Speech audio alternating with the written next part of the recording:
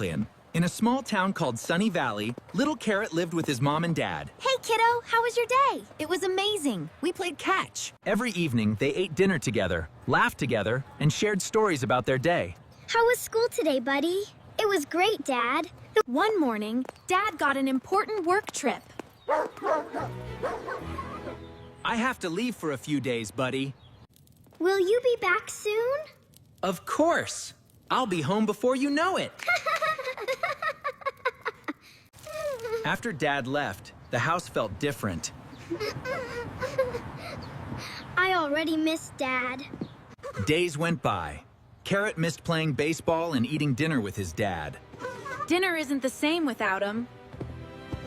One rainy evening, Carrot sat by the window, watching the rain. I wish Dad was here.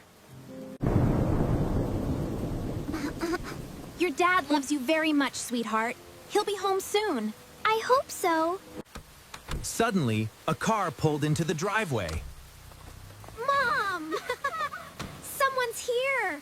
The front door opened! Hey, buddy, I'm home. Narrator, Carrot ran as fast as he could and hugged his dad. Carrot! Dad, I missed you so much. Dad? I missed you too, buddy.